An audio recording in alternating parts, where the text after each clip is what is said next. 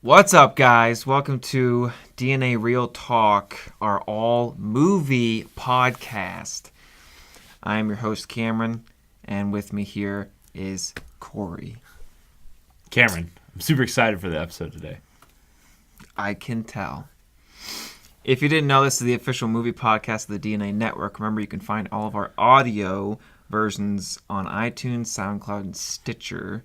Rate us and give us those 5 stars. If you're watching this episode on YouTube, like, subscribe, and share. Leave a comment and let us know what you thought of everything that we've discussed. Like us on Facebook, join the DNA community page, and follow us on Twitter at the DNA Network. Check out our store on redbubble.com and buy some of our stuff like coffee mugs and shirts and even shower curtains if you really want to. And remember, you can also find all of our content on the website at digitalnerdadvocates.com. Now, with all that being said,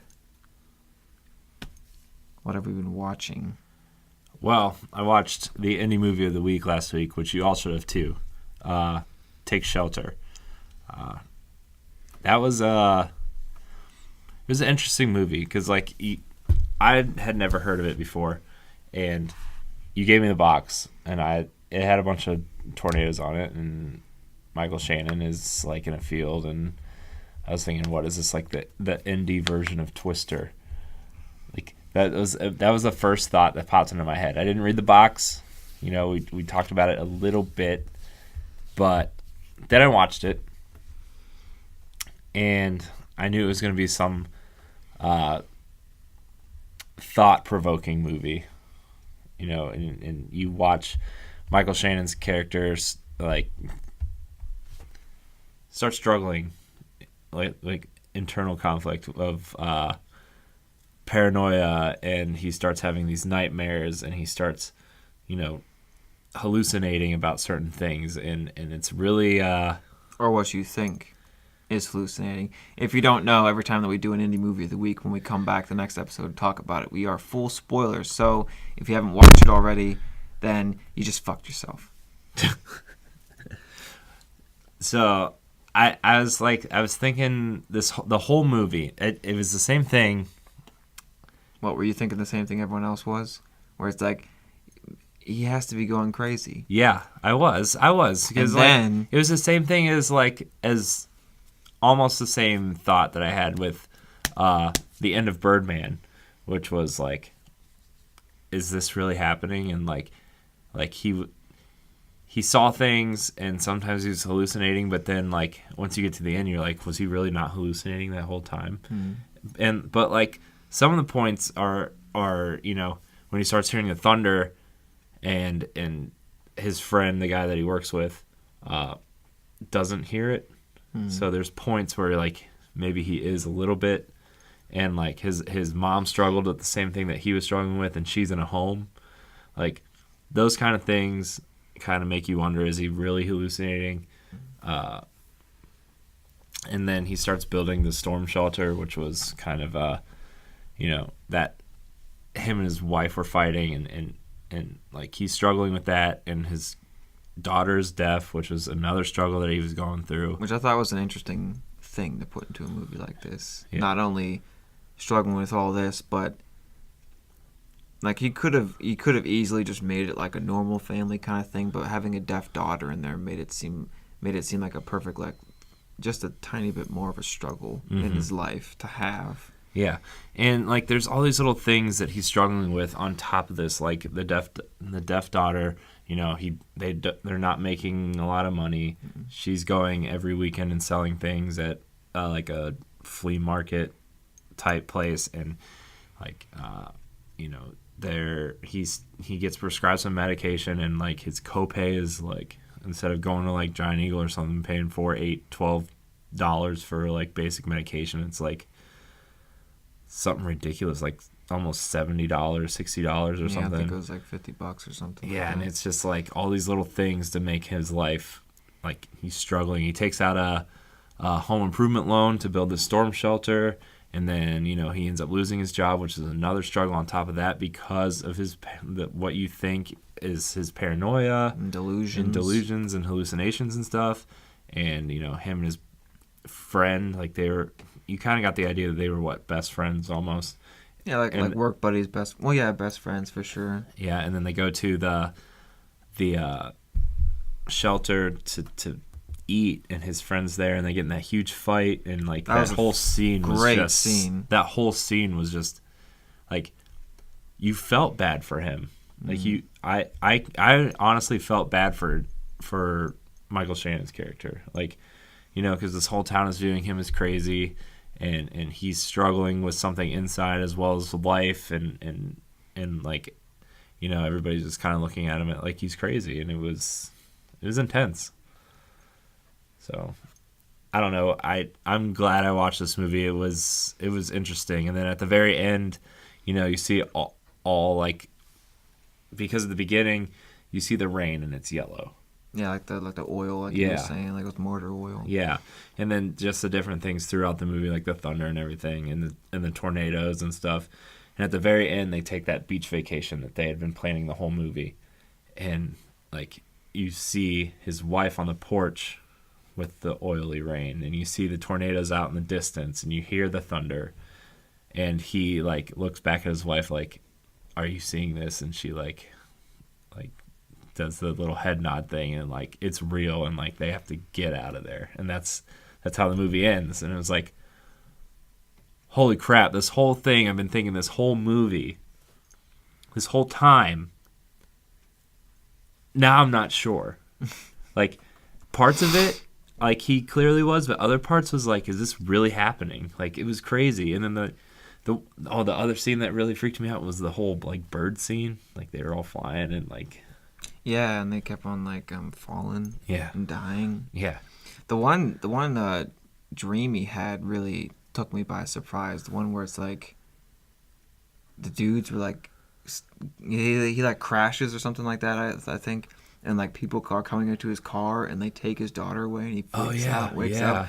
And, like those dream sequences, a lot of them like really like just make it so much more intense and like really make it seem like he's having like an extremely hard time, because his dreams, as the movie goes on and he has more and more of these dreams, like they get more violent and more like intense and more serious, and as the movie goes on, like the one where he wakes up and there's a dude standing in his yard and he grabs his daughter, and then all of a sudden everything in the room lifts up off the ground, and that whole scene is like or like all that kind of stuff. The one dream that he was having that you couldn't see what he was dreaming about, but like he was like, having the seizure. They said they had cuts in his mouth. You remember that? Yeah, that was crazy. And like what's going on? Yeah, and like he was like having a seizure, and she called 911. That whole scene was pretty intense too. I'm just like, man.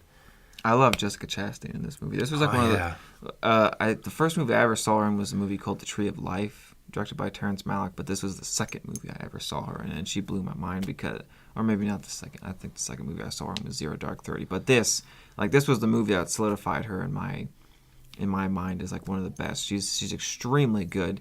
I'm kind of disappointed that she's going to be in that stupid Huntsman movie, but other than that, she's been in a lot of great movies. Yeah, and Michael Shannon was great. Also, it was like, he can act, dude. He's great. Yeah, because like I always knew who Michael Shannon was, but like, I saw him in Man of Steel, and I don't really remember seeing him in anything else. But the last two movies, he was in Groundhog Day. Very small role, but I'm just saying he was in Groundhog Day. Okay, a prominent role. And I never saw Revolutionary Road, and I remember Sana. She was talking about how he was in Boardwalk Empire, but I never watched it. I didn't watch Boardwalk Empire either. But I've definitely seen him in other things. But like this movie and the last movie of the week, 99 Homes, like This dude can act, and he's awesome. It was good. He's great. It was good. He's great. All right, well, are we talking? Yeah. We are? Yeah, we can just do that real quick.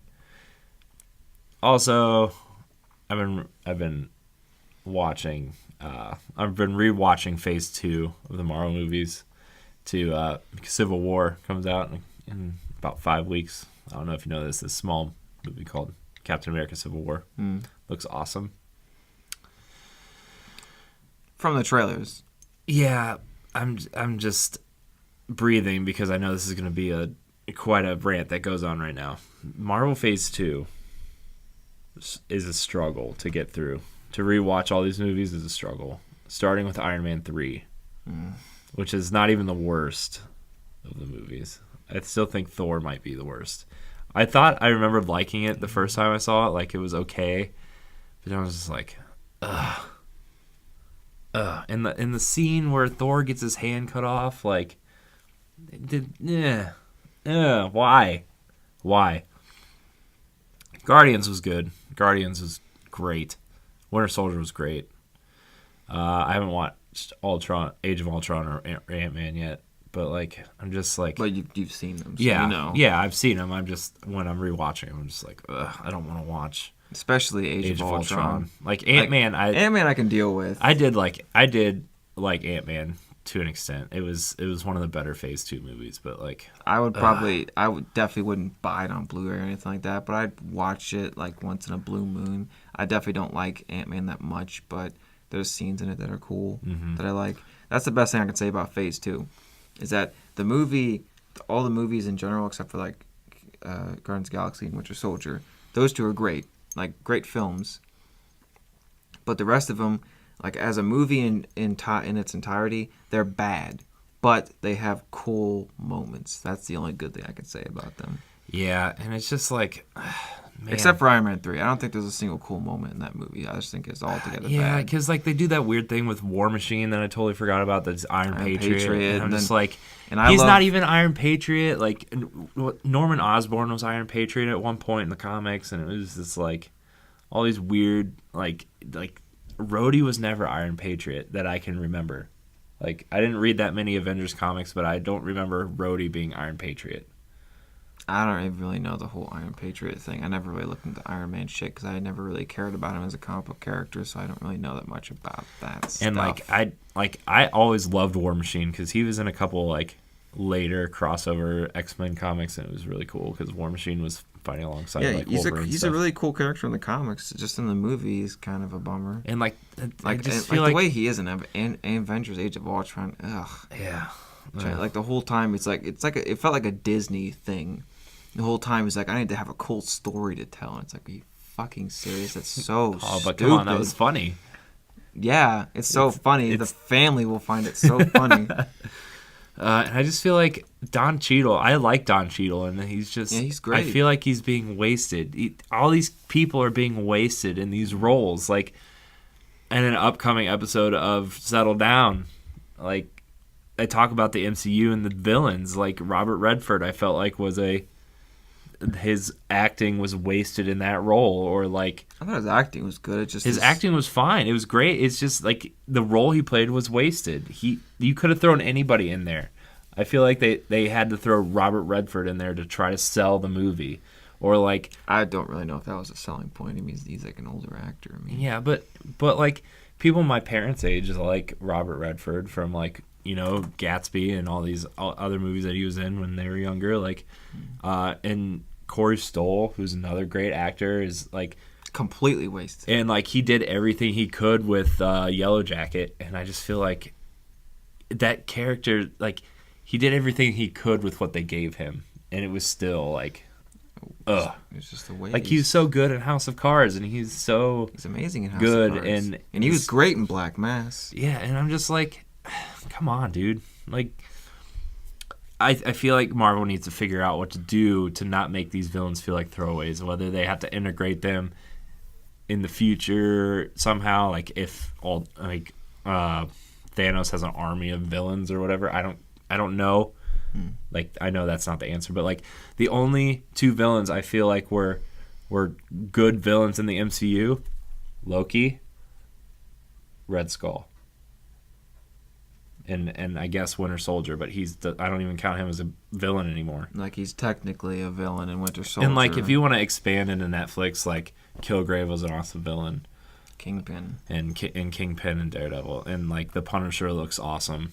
But even though he's like an anti-hero, not really a villain. But like, you know, those are like the only characters that I really care about as villains. I'm trying to think of like, because what the fuck was his name? Aldrich Killian. He was a terrible villain just because the whole storyline in Iron Man 3 was like throwing you all over the place, trying to throw you for a loop. Because the director Shane Black did that movie Kiss Kiss Bang Bang, and he has a really big love for like that like pulp fiction kind of genre, and that's what his new movie The Nice Guys looks like. And he was trying to do that with Iron Man 3, and it just felt weird with like the Mandarin being an actor, and then he's like, I'm the Mandarin, and then all this. That whole thing was just really weird and sucked because I really love the character of the Mandarin in the comic, and I thought Ben Kingsley looked amazing as him. And then whenever that twist came, and it just punched me in the face. Dude, I was like, and what the fuck? It's not even like I already thought it was bad, like with the whole like Christmas thing, and also Tony Stark like popping way too many jokes in the movie. And it's just like, oh man, this is like, and like really letting me down. Like, even though the twist was bad, how they revealed the twist was even worse. It was like a real big joke. Yeah, like Tony Stark and Rhodey walk into the house, and he's like laying there drinking with like girls just like surrounding him. It was like, and he like falls asleep, and it's like, oh my lord, this is how they're gonna do this from now on. Yeah, I'm just like, gosh. And I like Iron Man as a character, but the movies, besides the first one, the second movie and the third movie are just bad. The second one is fine. It's still the worst of Phase 1. Well, Thor. Thor's the I keep worst. forgetting Thor. Like, which sucks to say that because I really like the first Thor movie. It's just so apparent that it was like the rushed movie. Yeah. And that's what makes it suck because there's clear editing mistakes in that movie, like not even like trying hiding it, because it seems like the way that they shot the first Thor movie was strictly for the theater, so that for the person going to see it in the theater for the first time, those huge editing mistakes that they made are so quick that seeing it in the theater for the first time you wouldn't notice it, but when you buy it on Blu-ray you will notice it and you will see it, and it's pretty terrible and it sticks out. Like, I'm not going to go into which scenes they are if you haven't seen it, but there's like at least a good 3 or 4 editing mistakes in that movie that are pretty big, especially for a fucking Disney-owned Marvel movie. It's like, that's pretty bad. Yeah, I don't know. I have a lot of issues with Phase 2, but what's with Thor? Why can't someone do it right? The first time they like scrambled to get a director, and then they fast-tracked the movie and rushed it. And the second time, they went through like 4 directors before they got someone. And then the whole movie, they had to like do reshoots, and the whole movie just felt like a filler And now movie. Ragnarok's supposed to be like a buddy cop movie with Thor and Hulk. Like, that's like the rumor going around now. I didn't know that. Yeah, I'm just like, they're trying to insert Planet Hulk into Thor Ragnarok at the same time. Like, oh, I don't like the sound of that. Like, at all. Why? All I know is Kate Blanchett's supposed to be in it, and I love her. That's the only thing I'm looking forward to now when it comes to that movie. But like, we don't need. And I keep on hoping that Thor 3 will be like the good Thor, the actual good Thor, because we still haven't gotten one yet.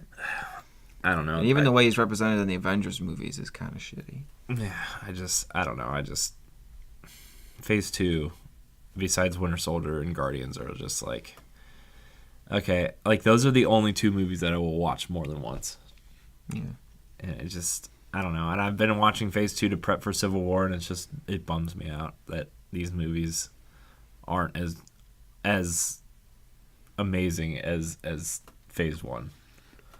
I think the biggest thing is just because Phase 1 wasn't such a big... Well, I don't know. I guess it just doesn't seem like that's their main focus when it comes to Phase 1. Mm-hmm. With Phase 1, it was like most of them, if not all of them, except for Iron Man 2, kind of could stand on their own without having to be connected to the Avengers, which is what their plan was anyway. Mm-hmm.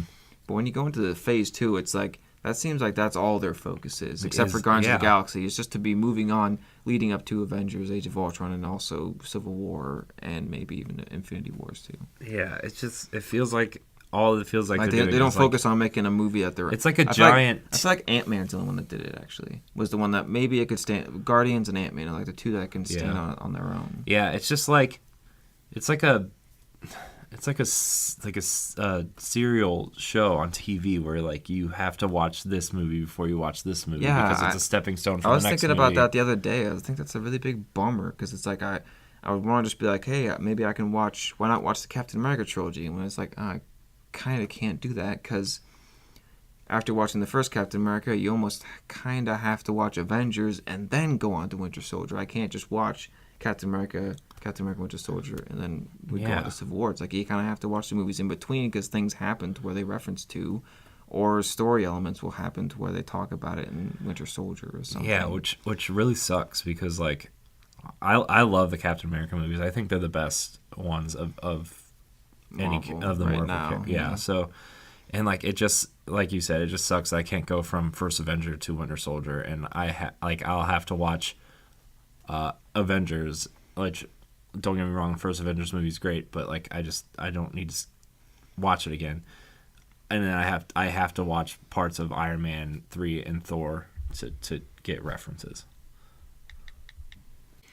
All right, another thing that we saw recently I saw it on Reddit, but I also saw it on YouTube and stuff like that, which was a huge surprise because I remember hearing that Zack Snyder was saying that at least in Batman v Superman, or it must have been just a rumor or something, that they were saying that Commissioner Gordon doesn't exist in this universe because he might be dead already or something.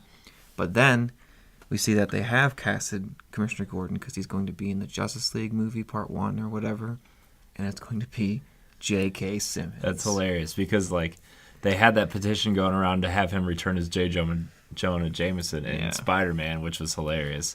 And now like there's a big rumor that Ice Cube's going to be J. Jonah Jameson, and now the new rumor is Tom Hanks is going to be J. Jonah Jameson, and it's just hilarious because he's like, the door is always open for that, but now this is pretty much like door closed on that thought. Like, God, Commissioner Gordon, that's going to be... I keep on just trying to picture him with the mustache because I don't think I've ever seen him in a movie with a mustache besides the JK one where it's just that small little thing. So that JK one, that J. Jonah one, where it's like really small little mustache and he's got the funky hair. But it's kind of hard to picture him as Commissioner Gordon right now. But JK Simmons is so good. Have you seen Whiplash? No, but I hear he's amazing. Oh God, he's so fucking good in that movie, and I cannot wait to see what he's going to be like as Commissioner Gordon. What he's going to bring to that role. He's good in the Farmers Insurance commercials too. Yeah, because he keeps on showing up in those too. Just like, all right.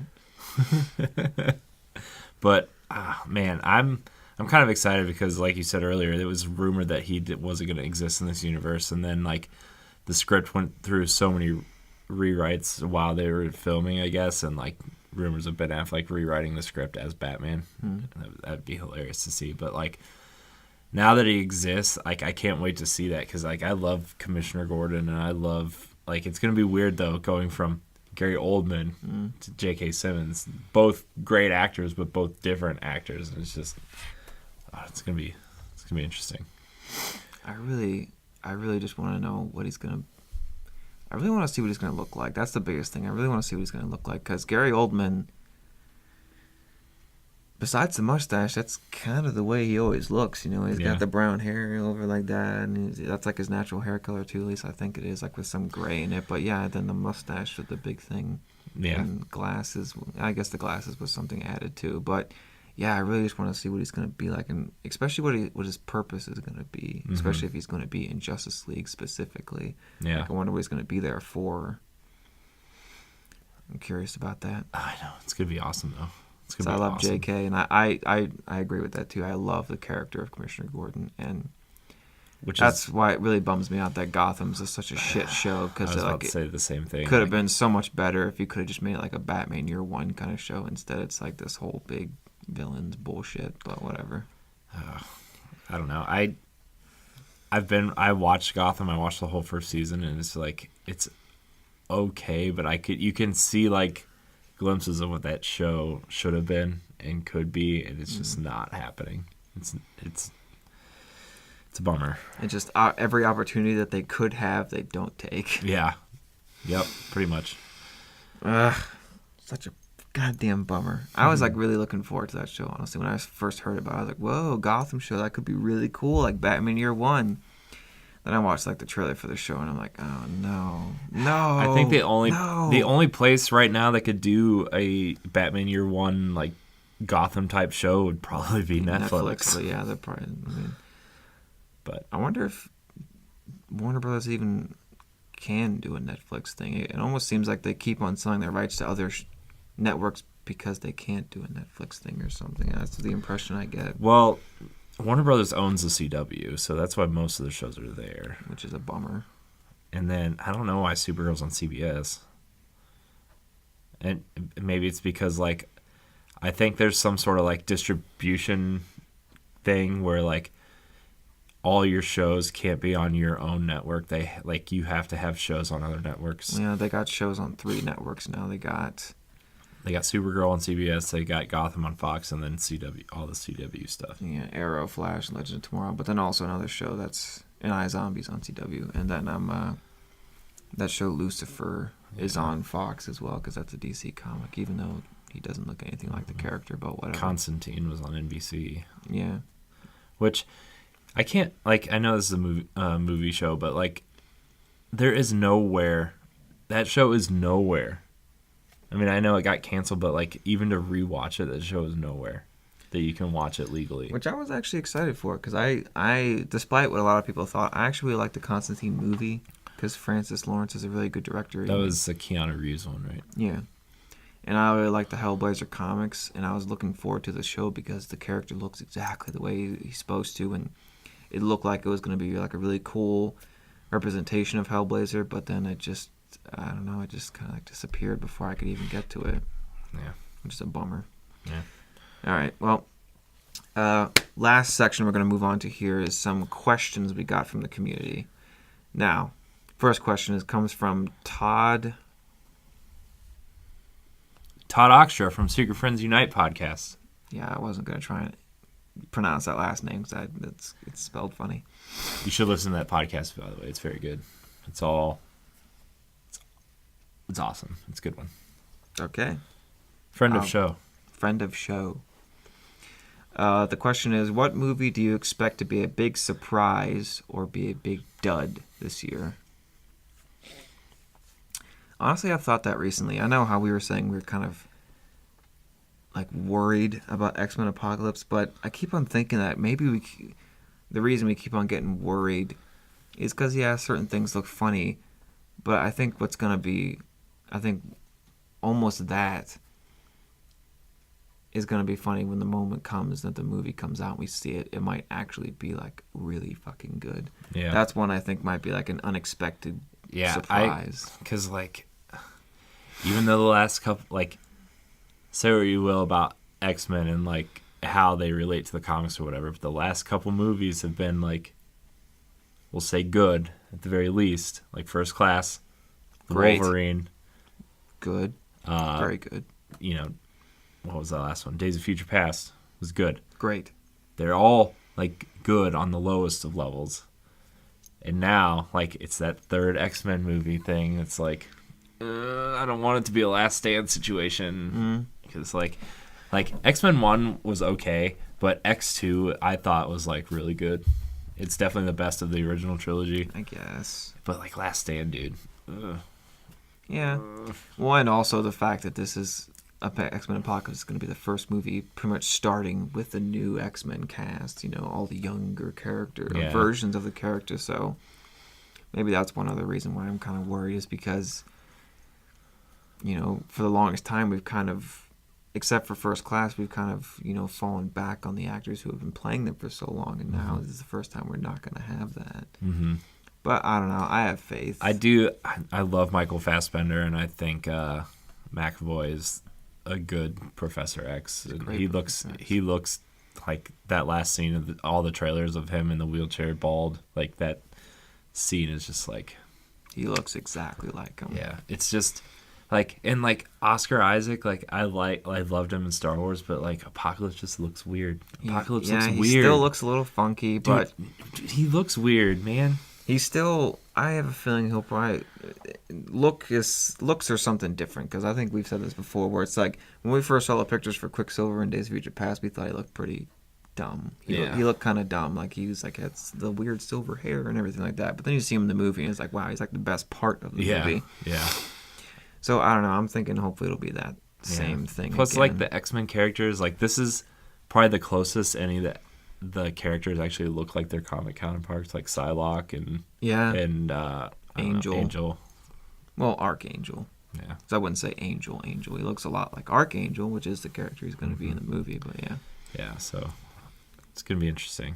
Yeah. I think that might be my biggest surprise if it's great, but also I wouldn't be surprised if it was bad. I guess the one with I really don't think it's going to be bad. I think it might, if anything, at the lowest, it might just be like it was good kind of movie. That's all. Yeah, but biggest, I think Ghostbusters might be a dud.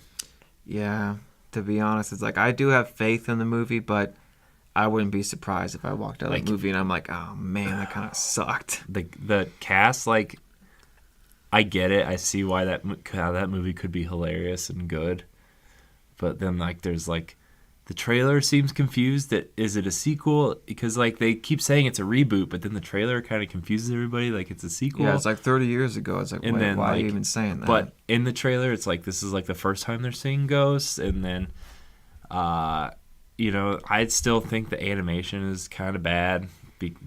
I don't know. There's something about the animation that just really bothers me. But I don't know. I feel like Ghostbusters might be a dud.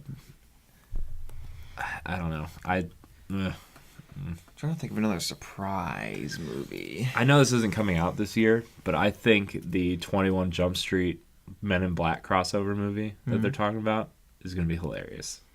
I really don't even know what to expect with that, especially because was it you and me that was talking about this, and maybe it was me and Joey that was talking about this. If they got Chris Tucker to play Will Smith's character, I think maybe you and Joey were talking about that. I don't remember that conversation. Because I think that would be hilarious. Because Chris Tucker's funny, and like Will Smith, I say what you want about Will Smith, but I don't know. Will Smith's like either on or off kind of guy for me, and like I haven't really liked Will Smith since like Men in Black, and like say what we will about Wild Wild West, but like come on, that movie's great.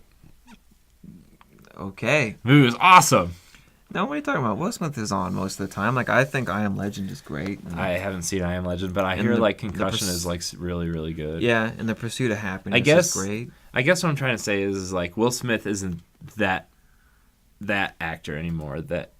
For Men in Black, he's like, I don't want to say like real actor, but like, you know, he's doing movies like Concussion and I Am Legend, and he's not the Independence Day, Men in Black, Wild Wild West actor anymore. Yeah, you know. And it kind of looks like he actually has a lot of faith and is proud of his role in Suicide Squad, to where he's probably going to want us, or most likely already is signed on to be. Well, the rumor is like the Batman solo movie, he's going to be like Batman's sidekick almost. It's like one of the rumors going around. That better just be a rumor, because that sounds really weird. If anything, Batman should be fighting Deadshot, because that happens in the comics a lot. Damn it, I'm trying to think of another surprise. It's kind of hard to think of any other movies coming out this year right now. Rogue One might sneak up on us a little bit, I think. Oh, that's true. Yeah, Rogue One might be a big surprise. To be honest, it's like I never even think about it, because I almost completely forget that it's coming out this year, because there's still like nothing on it. Mm-hmm. And Doctor Strange comes out this year again too.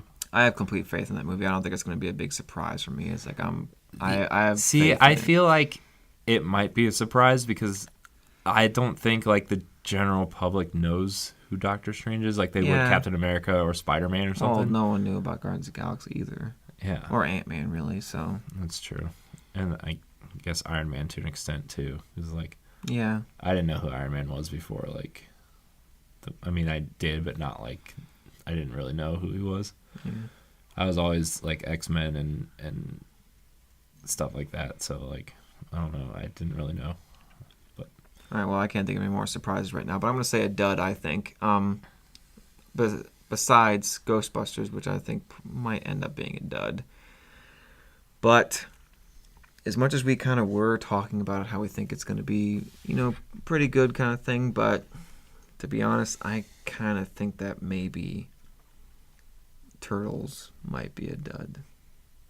Or actually, no, thinking about it I don't now, think commercially it's going to be a dud. I think like I still think it's going to make money, but I think like it might be just as shitty as the first movie. Yeah. But who knows? And actually, another one I was going to say, I just thought of it. I think Independence Day might be a dud, actually. It might be a dud. I think the movie's going to be bad. I think like barely anybody's going to go and see it. Oh, Brian's going to be there day one. He already told me. Yeah, that's ridiculous. But I think barely anyone's going to go see it because it's such an old movie now that like the newer, younger audiences aren't going to know what the fuck that is. Yeah, like this movie is too late. It's like 15 years too late. Yeah. So I don't know. That's what I think. All right, next question comes from Harrison Brockwell. That sounds like a comic book character's name. It really does. There you go, Harrison. If any of you have seen The Witch, discuss the ending, brilliance, or a cop-out. Now, I saw The Witch. I did not see The Witch. And I guess I'll talk about it in full spoilers. So watch out. Spoiler! And because I have a feeling that, Corey, you're probably not going to see it, so I guess it doesn't matter. If you put it on this stupid hard drive, I'll watch it. Well, it's not going to come out for a while now, but I don't know. I didn't think it was a cop-out. I know a lot of people were saying that about The Witch, where they thought the ending was like just not good, or they thought like it was kind of like a what the fuck kind of ending kind of thing. But I honestly thought it was brilliant. I mean, she had nowhere else to go, and it was made pretty clear throughout the entire movie that she wasn't a real Puritan, that she didn't want this lifestyle, and she rebelled against everything else. So why not be? And also, isn't that that's definitely like a Bible satanic thing, or like a devil thing, that isn't it, like where if the devil speaks in your ear, he can influence you to do anything? That's kind of what I took from the ending there, where she walks into that little barn and there's Black Phillip in there, and then when she's trying to talk to him and all of a sudden he can speak, I kind of just felt like he was influencing her to turn to witchcraft and come into a community where she has no family left anymore, and she could come into a new family. I thought it was brilliant, honestly.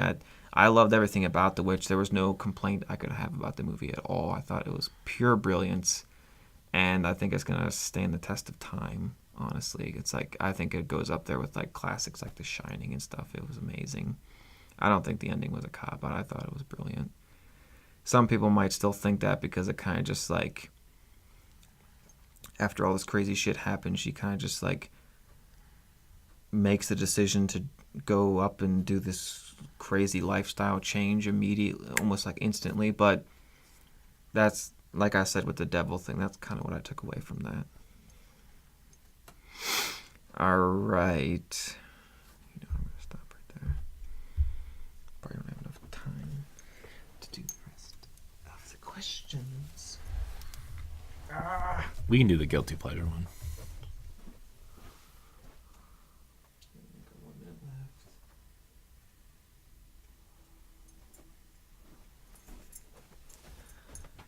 We'll get to the rest of the questions next week, I think.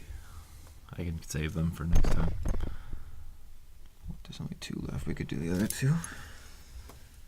Oh yeah, fuck. Indie movie of the week. I still haven't even thought of one yet. Ninja Turtles. All right. Our next question comes from Ray. That's cool. Ray Osorio. Ray Osorio.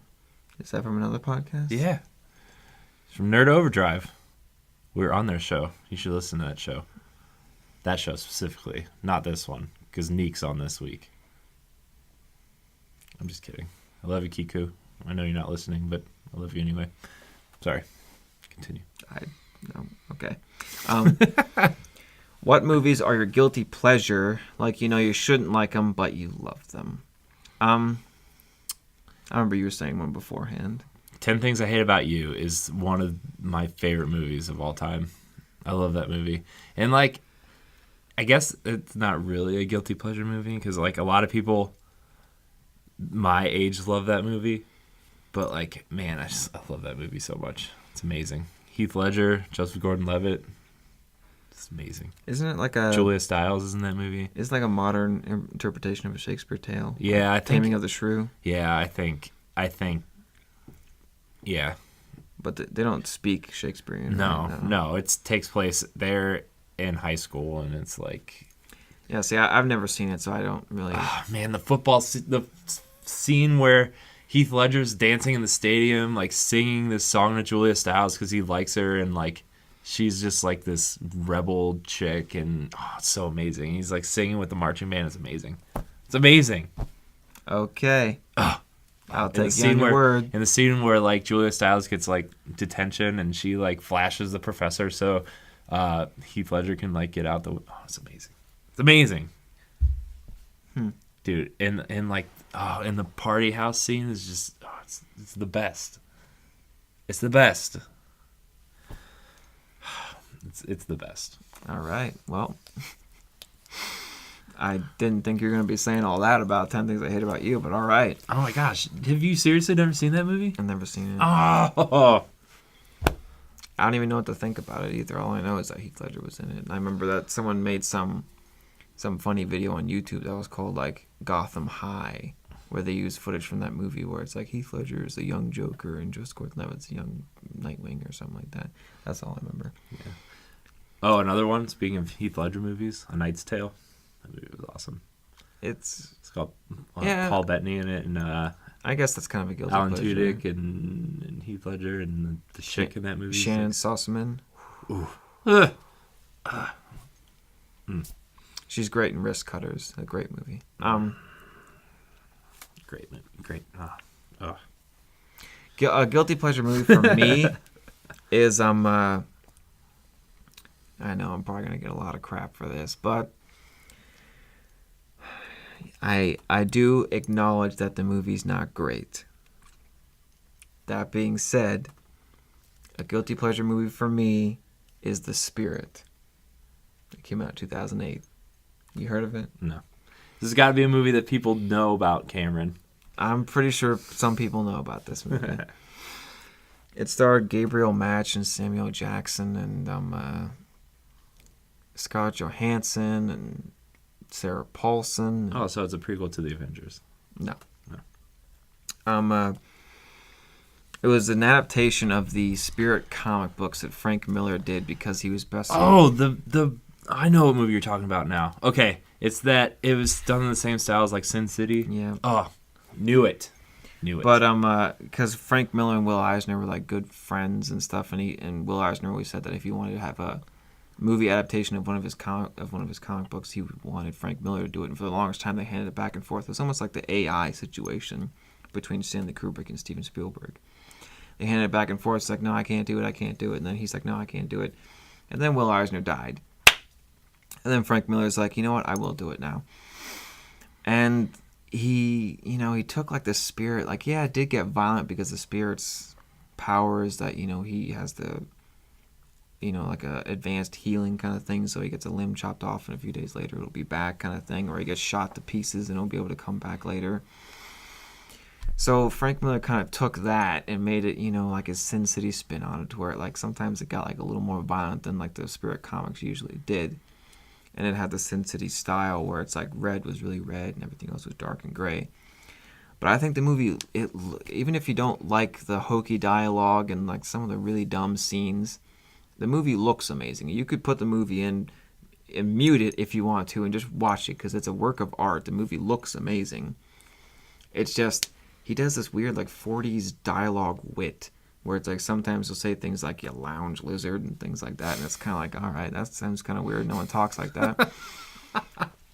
But I still really like... See, you're just a little lounge lizard. But see, I was still into it, though. I still liked it, and it felt like so comic booky to the point where it's like I could still be there for the majority of the movie and still be okay with a lot of it. Just there is like a huge section of the movie that I absolutely get really bored with because it's stupid. But and also there are a lot of like really dumb moments in the movie. But I don't know. I still end up liking the movie just because it's a guilty pleasure for me. That's really the definition of that movie for me. It is really bad though. I mean, a lot of people fucking hate that movie, but it's a guilty pleasure for me. And since you said A Knight's Tale, A Knight's Tale was another one for you. I'll say one more. Just came off the top of my head. This one also got a lot of bad reviews too. And once again, I know that the movie is kind of bad. I think it's better written than The Spirit was. And maybe not better acted, but it was definitely better written. And certain things were done better. But a guilty pleasure for me is I actually like the Green Hornet movie that came out in 2011, starring Seth Rogen and Jay Chow and Christoph Waltz. I love the character of Green Hornet a lot. Like, I read some of the Green Hornet comics, and I even tried watching some of the 60s TV show. And I really like the idea of Green Hornet, and I thought the movie was going to be cool. And yeah, it is pretty clear that I think the only reason why it got so much crap is just because the director, Michel Gondry, is like this really original French director who does crazy movies like The Science of Sleep and Eternal Sunshine of the Spotless Mind, which are like really artsy movies. And him coming from an artistic background into like a commercial action comic book movie, he had ideas that maybe came off weird to like the general audience, but I was actually kind of into. So like when the action scenes came up and he did certain things that other people might think is weird, I actually kind of thought they were cool.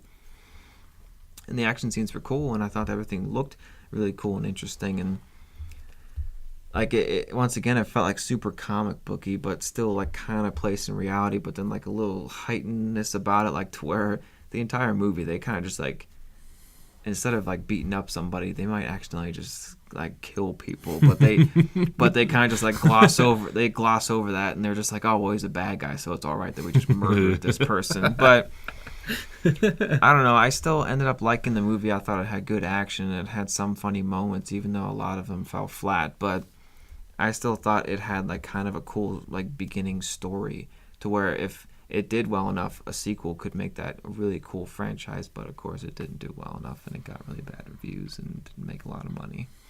That's a guilty pleasure one for me. Another one.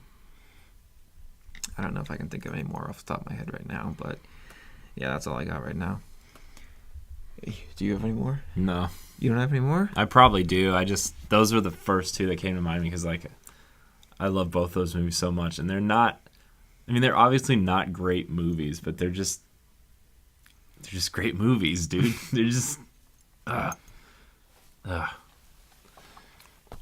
I'm almost trying to think of any more, but I don't know. It's kind of hard to think of any more right now because I know I've said that before, like John Carter, but John Carter isn't a bad movie. I just think everyone bashed that movie just because it was a movie that came along when all these other movies were coming out that were like it. When that movie came out, when John Carter came out, I liked it. I was like, and I knew it was a book series from like the 20s. Like the 20s or 30s, and I'm like, holy shit, George Lucas totally ripped this off for Attack of the Clones. The big stadium scene. Yeah. Like that whole scene is Attack of the Clones. That whole scene is the stadium scene from Attack of the Clones. It's just. Well, I know. I heard this recently because I was always under the assumption that the movie was actually kind of a proper portrayal of the books, but apparently it isn't. No, it kind of takes a lot of liberties. But I actually read the first book after that movie came out, and it was like, okay, Disney took a lot of liberties on this movie. Well, I have a feeling that, at least I think I heard that too, where it's like they kind of did the same thing that like Marvel would do, where they take certain things from all these books and put them together into one movie kind of thing. So it was cool though, because like John Carter is like, if you haven't seen this movie, John Carter is a Civil War veteran. Yeah. Like this was before. Who doesn't want to be involved in war anymore? Yeah, this was like before World War I even happened. Like this is when these books were like published. So I guess I would make it like what, the teens, 20s, something like that, like 1918 or something. Yeah, history folks know it. But, comment below, let us know. But like, my point is like, I really thought it was interesting placing someone like that, a Civil War veteran, into this sci-fi movie, and it was really interesting. And the first book was really good. I didn't read the other ones, but the first book was really interesting to see that perspective on sci-fi that early, and it was really interesting. I actually really recommend you read the John Carter books and watch the movie too, because it was really good. Yeah, it's really good. Unlike Prince of Persia, which is the same team did that movie, but that movie's bad. Yeah. I would almost say, actually thinking of guilty pleasure movies right now, I would almost want to say The Lone Ranger, but the only reason why I would say it's a guilty pleasure for me is because it looks cool. Yeah. But nothing else is cool about it. It got decent reviews. It's just nobody went and saw it because nobody knows who. Well, because it's like half an hour way too long. Here's the thing. Like, this isn't part of the question, but like, what I've noticed is like, every time Disney tries to do like an original property or like something older that they want to renew, like John Carter was really good, didn't pan out. Tomorrowland was supposed to be really good, didn't pan out. They tried to bring back Tron, and like apparently not enough people went to go see it or whatever. Out of those and three, like Tron did the best. And like Lone Ranger got great. It got semi-good reviews, and nobody went and saw it because nobody. Let's be honest. Nobody gives a fuck about the Lone Ranger in 2015 when that movie the came Lone out. Ranger is like a 20s idea. Honestly, it's like maybe 30s. 30s? I think the Lone Ranger is from the 30s or 40s. I don't remember. What Oh it's wait, from. no, maybe it was from like the 60s. Yeah, it's from the because 60s. it was a TV show. It might have been a radio show before that, but I don't know for sure. But yeah, those are all the guilty pleasure movies I can think of. Thank you so much for watching this week. Remember, you can find all of our audio versions on iTunes. We've been approved. Woo! SoundCloud and Stitcher. Rate us and give us those 5 stars. If you're watching this episode on YouTube, like, subscribe, and share. Leave a comment and let us know what you thought about this whole episode. Like us on Facebook, join the DNA community page, and follow us on Twitter at the DNA Network. Check us out on our store at redbubble.com, where we're going to put up some cool stuff like coffee mugs and travel mugs and scarves and shirts and shower curtain rings. No, not rings. Shower curtains. It'd be cool if we could do shower curtain rings. That'd be cool. Planes, trains, and automobiles. Yeah? You seen that movie? No. Damn it. Well, you know what I mean. And remember, you can also find all of our content on our website at digitalnerdadvocates.com. Thank you so much for joining us this week, and I guess I'll see you next time. That's a wrap.